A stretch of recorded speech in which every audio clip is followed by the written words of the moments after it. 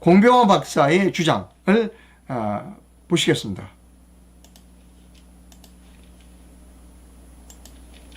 시작합니다.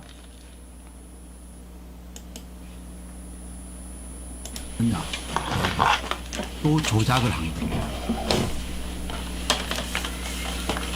무자비하게 조작을 한 겁니다. 전산 조작을 하고 실물로 된 위조 투표지를 투입한 겁니다. 실물로 된 위조 투표지를 투입한 것은 제가 직접 보지 않았기 때문에 그냥 추론으로 이 사람들이 조작을 했다라고 볼 수가 있고, 증거물은 선거관리위원회가 발표한 후보별 사전투표 득표수가 모두 다 조작이 됩니다.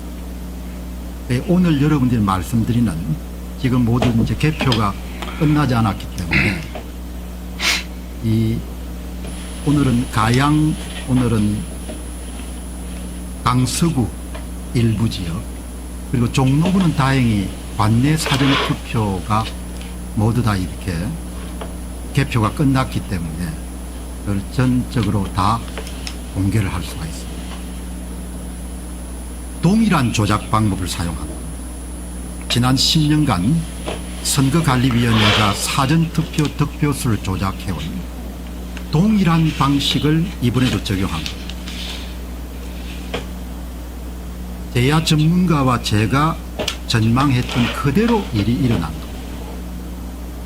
그리고 제가 어제는 방송이 좀 뜸했고 선거일이기 때문에 그 전날 총선에 대한 최종 전망 이렇게 해가지고 이번에는 전국에서 평균적으로 2020년도 4.15 총선 수준의 사전투표장을 방문하는 세 사람당 가짜 투표지를 한 장 만들어 가지고 더불어민주당 쪽에 투입해주는 그런 전산 조작이 사전투표 양일 사이에 있을 것이고, 그렇게 되면은 360만 표 정도를 전국에 투입하는 것이고, 그리고 접전 지역, 쭉 경합 지역이고 본인들이 반드시 이겨야 되겠다고 생각하는 지역에 대해서는 아마도 강서구청장 보궐선거 수준의 조작, 사전투표장에 두 분이 오실 때마다 전산 프로그램을 가동해 가지고 가짜 투표지를 한 장 만들어 가지고 그것을 더불어민주당 후보한테 더해주는 그런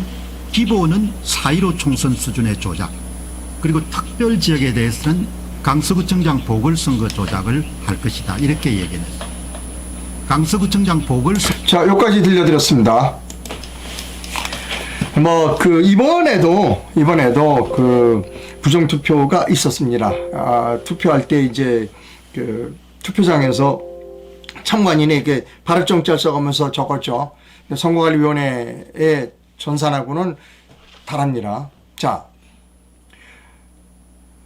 저는 이렇게 생각합니다. 수사라는 겁니다. 윤석열 대통령은 수사해야 한다는 겁니다. 지난 4.15 총선도 수사하고 이번 4월 10일 총선도 수사해야 하는 겁니다. 원래 전문가잖아요. 수사 전문가잖아요. 윤석열과 한동훈은 수사 전문가잖아요.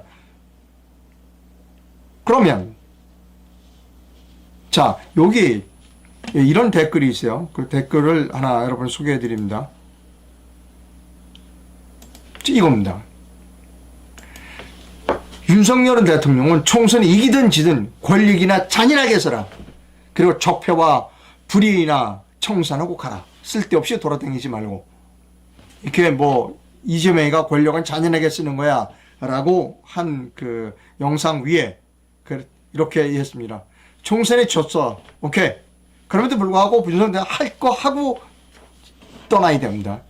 40성 4월 10일 부정선거 수사하고, 그리고 이번 부정선거도 수사해야 합니다. 총선에 이기든 지든 그것은 대통령이 해야 할 당연한 의무라는 겁니다. 제가 오늘 드릴 수 있는 말씀은 수사하라는 겁니다. 여기서 물러서지 말고 윤석열이 살고 한동훈이 살고 대한민국이 사는 길은 부정선거 수사하라는 겁니다. 또 이럴 거예요. 이 부정선거, 윤석열도 그렇고 한동훈도 그렇고 부정선거 없었습니다. 모두 제 불찰입니다.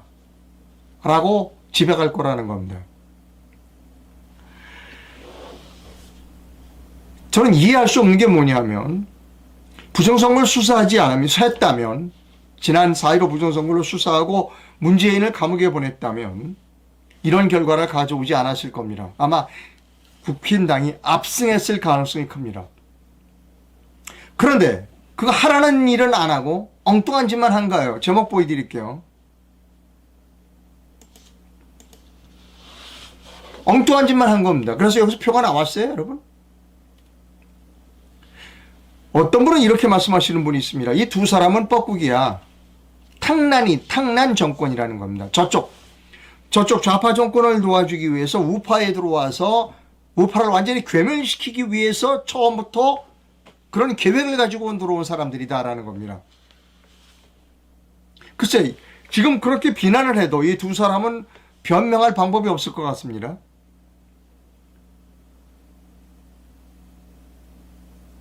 아무리 생각해도 이 두 분은 죄송합니다. 제가 학교를 들먹고서 이 두 분은 서울대 법대를 나온 분들이에요.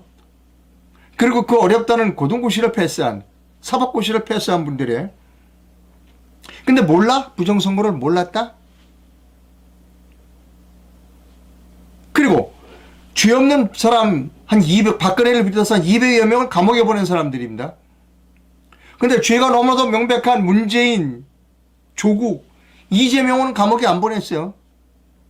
그러면 뭐야? 그리고 사전투표하지 마라. 그리고 선투표 관리관이 인수하지 마라. 라고 국민들이 그렇게 요구했지만 두 사람은 관철시키지 못했어요. 오늘 같은 이런 참패의 결과를 갖고 왔어요. 그럼 뭐예요, 이 사람들은?